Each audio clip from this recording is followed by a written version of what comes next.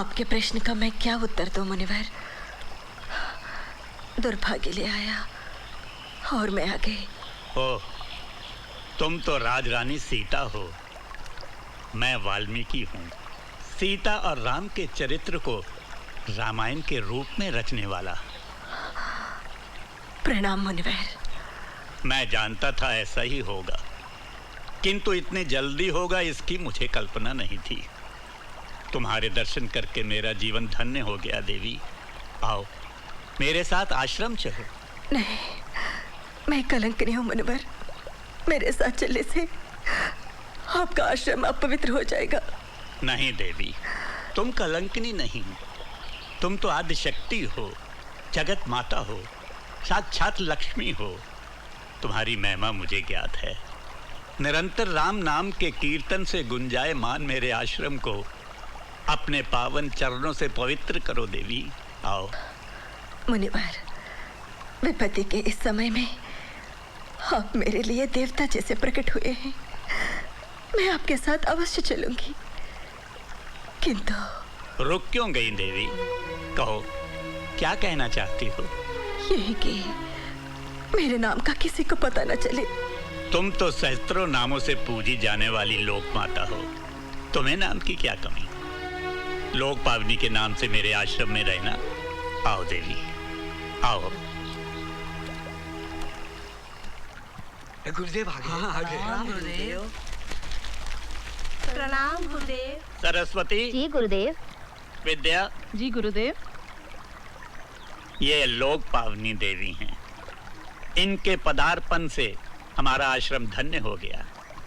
अब ये यहीं रहेंगी। तुम सब इनकी सेवा के लिए सदा तत्पर रहोगी। जी गुरुदेव। ले जाओ इन्हें। अच्छा गुरुदेव। जाओ बेटी।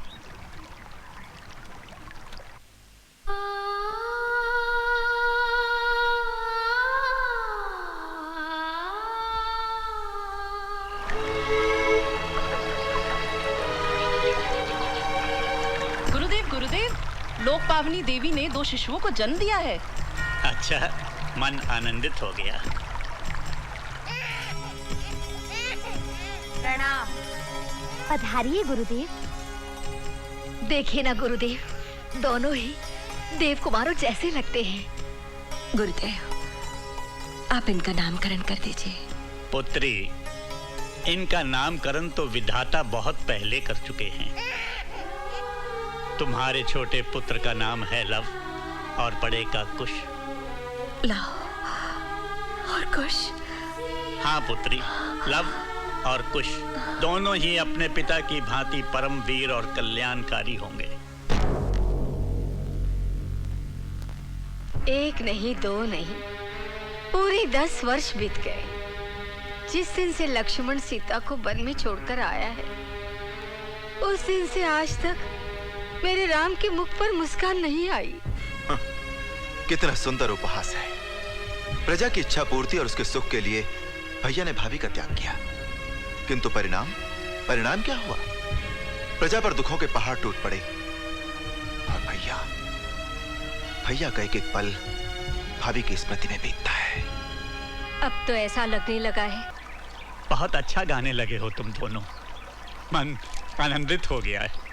सब आपकी शिक्षा और आशीर्वाद का फल है गुरुदेव। हमने अपने जीवन भर की तपस्या का फल तुम लोगों को क्यों दिया है जानते हो? हाँ, प्रभु श्री राम की भक्ति से हमें पुण्य मिलेगा और हमारा जीवन सफल होगा। हाँ, जाओ, तुम्हारी माता प्रतीक्षा कर रही है। प्रणाम। माँ, माँ।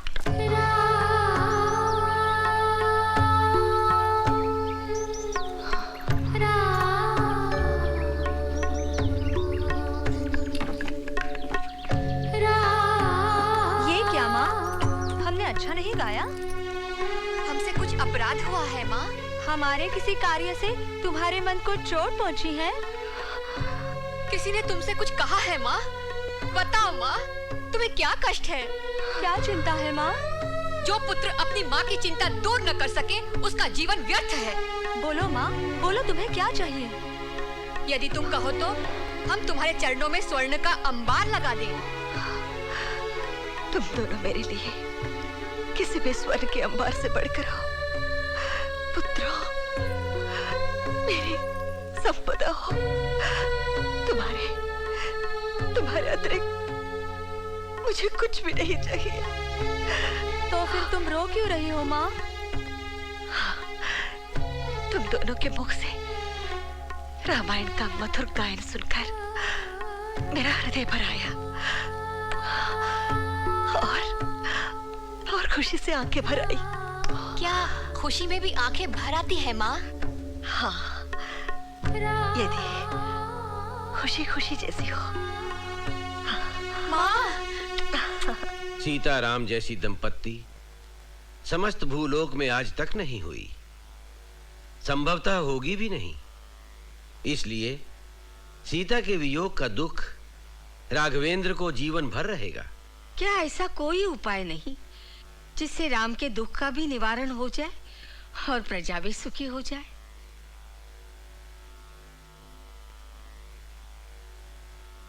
एक उपाय है। कौन सा मुनिवर? अश्वमेध यज्ञ।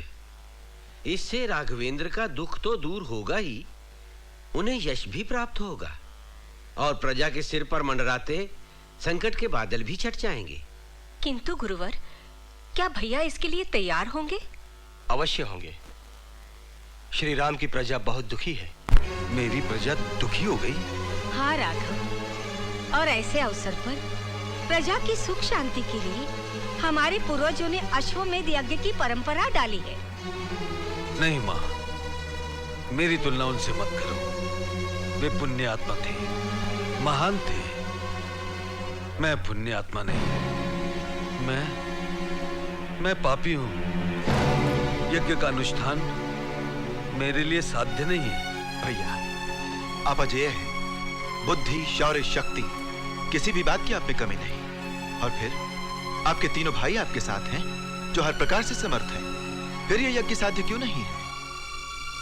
तुम नहीं समझोगे लक्ष्मण। बिना पत्नी के मुझे यज्ञ करने का कोई अधिकार नहीं है। तुम्हारे लिए पत्नियों की क्या कमी है भैया? तुमसे विवाह करने के लिए अनगिनत राजकुमारियां पड़ी हैं। शांता दीदी, अपने भैया को भली भांति जानते हुए भी आज तुमने इतनी बड़ी बात कह दी। बुरा ना मानना भैया, यदि तुम यज्ञ नहीं करोगे तो प्रजा के दुख कैसे दूर होंगे? तुम्हें दूसरा विवाह करना ही होगा। दीदी, सूर्य पूर्व की अपेक्षा पश्चिम से निकल सकता है, चंद्रमा अपनी शीतलता बरसाना छोड़ सकता है, लेकिन तुम्हारा भैया राम, आप सबका प्रिय राम, अपना एक पत्नी व्रत कभी भंग नहीं कर सकता।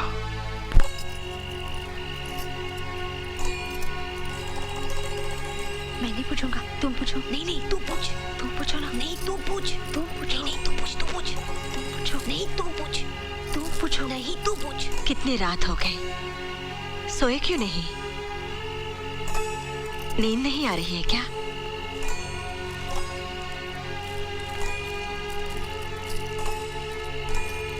हाँ माँ, नींद नहीं आ रही है। क्यों नहीं आ रही है? माँ, प्रतिदिन गुरुदेव से रामायण सुनकर और प्रभु श्री राम के प्रति तुम्हारी अथाह भक्ति देखकर हमारी जिज्ञासा बहुत बढ़ गई है माँ। मन करता है पंख लगाकर उड़े और पल भर में अयोध्या पहुँच जाए। और माँ, पुरुषोत्तम श्री राम के दर्शन करके जुग जुग से प्यासे इन नैनों की प्यास बुझा ले। हाँ माँ, और उन्हें रामायण गाकर सुनाए, उनसे आशीर्वाद ले और अपना जीवन धन्य कर ले। मेरे बेटो, तुम दोनों के जीवन में ऐसा अवसर आए, ये मेरे हृदय की सबसे बड़ी कामना है। तो फिर तुम हमें अयोध्या जाने की आज्ञा क्यों नहीं देती माँ? ये आज्ञा तुम्हें गुरुदेव से ही लेनी पड़ेगी। ऐसी बात है तो हम कल सुबह ही गुरुदेव से आज्ञा मांग लेते हैं। अवश्य मांगो। मेरा मन कहता है वे तुम्हें निराश नहीं करेंगे, किंतु उचित समय आने पर वे स्वयं ही आज्ञा देंगे।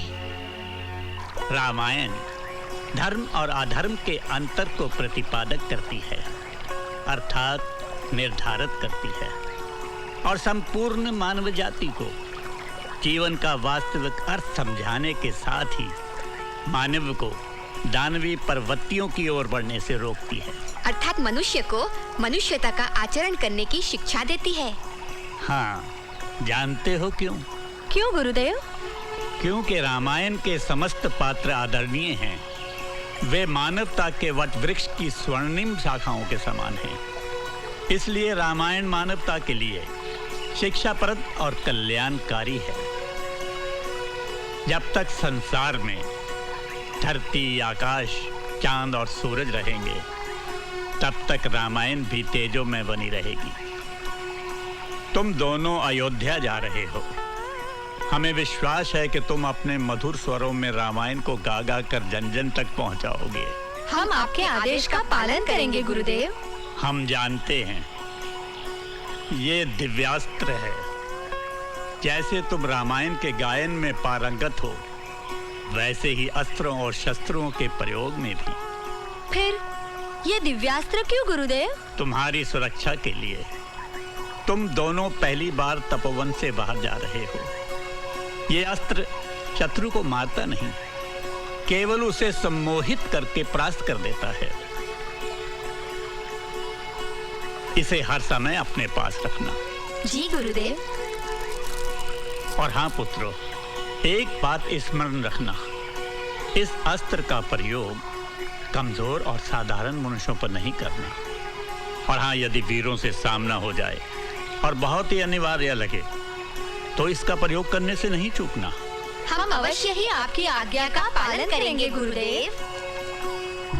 माँ, गुरुदेव ने अयोध्या जाने का आदेश दे दिया है। क्यों तुम प्रसन्न नहीं हो? क्या तुम्हें हमारा वहाँ जाना पसंद नहीं है?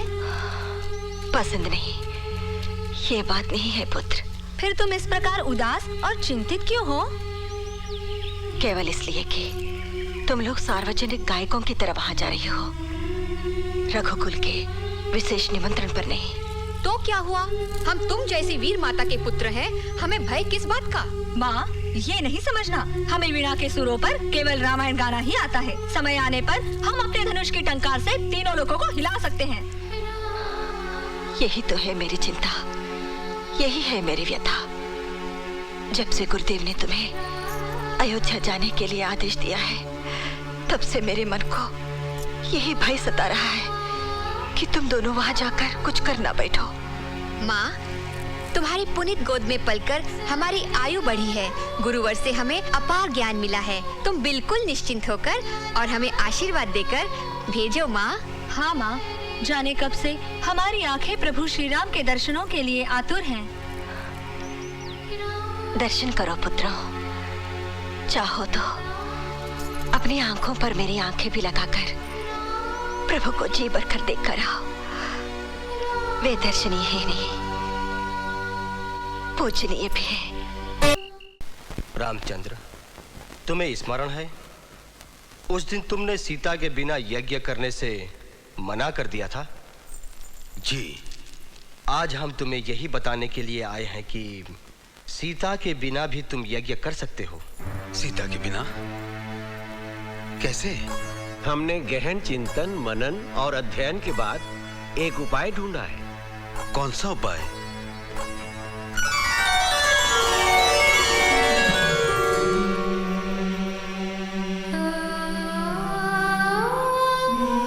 सीता की प्रतिमा। सीता की स्वर्ण प्रतिमा? हाँ, शास्त्रों के अनुसार यज्ञ के अनुष्ठान के लिए पत्नी की अनुपस्थिति को उसकी स्वर्ण प्रतिमा से पूर्ण किया जा सकता है। सीता के स्थान पर सीता की इस प्रतिमा को अपने साथ बिठाकर क्या मैं यज्ञ कर सकता हूँ? हाँ राघवेंद्र। गुरुदेव, आपने मुझे बहुत बड़े धर्म संकट से बचा लिया। भैया, दरबार में प्रजा व्याकुलता से आपके दर्शनों की प्रतीक्षा कर रही है।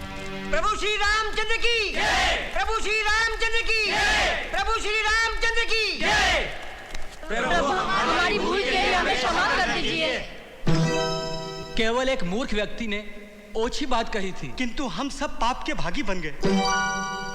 हम लोगों ने अपनी प्रिय सीता माता को खो दिया और उनके शराब का फल बरसों से भोग रहे हैं महाराज।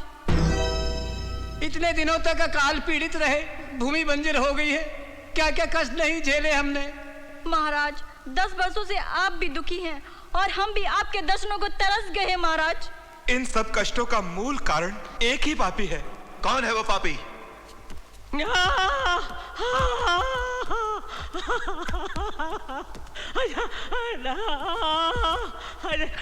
महाराज, ये मेरा पति पचकौड़ी है। इसी ने ही परम पुनीता सीता मैया पर लालचन लगाया था, इसीलिए ईश्वर ने इसकी बाजा छीन ली। प्रभु, बरसों से ये अपने पाप का दंड भोग रहा है। प्रभु बस करो पचकौड़ी, पछतावे के आंसुओं ने तुम्हारे सारे पाप धो दिए। सच है राघव, इनके जैसे होनार सपूतों को छोड़कर कोई भी मां नहीं रह सकती। पुत्रों, तुम्हारे गायन से हमें बहुत आनंद मिला। ये लो तुम्हारा पुरस्कार। नहीं राजमाता, हम तो मुनि कुमार हैं। स्वर्ण और रत्न लेकर क्या करेंगे? हमने हमारी रामायण के कथानायक श्री रामचंद्र के दिव्य मंगल स्वरूप को अपने नेत्रों से देख लिया। यही हमारा पुरस्कार है।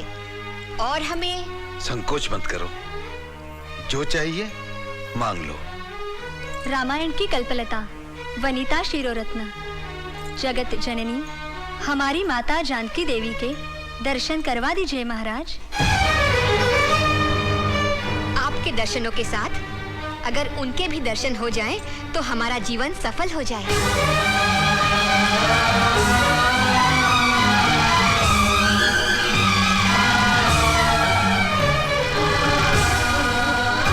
राजमाता, पुरुषोत्तम श्रीराम चले क्यों गए? वे अपना मुंह क्यों छुपा रहे हैं? बोलो सीता, बोलो। मैं उन बालकों को क्या उत्तर दूं? क्या उत्तर दूं? बोलिए ना राजमाता, आप मौन क्यों हैं? क्या हम माता जानकी के दर्शन नहीं कर सकते? क्या हम पर उनके दर्शनों का प्रतिबंध है? हे जगत माता, एक बार बाहर आओ। हमें दर्शन दो। दर्शन दो सीता माता। जगत जननी, हमें दर्शन दो। जगत जननी, हमें दर्शन दो। हमें दर्शन दो।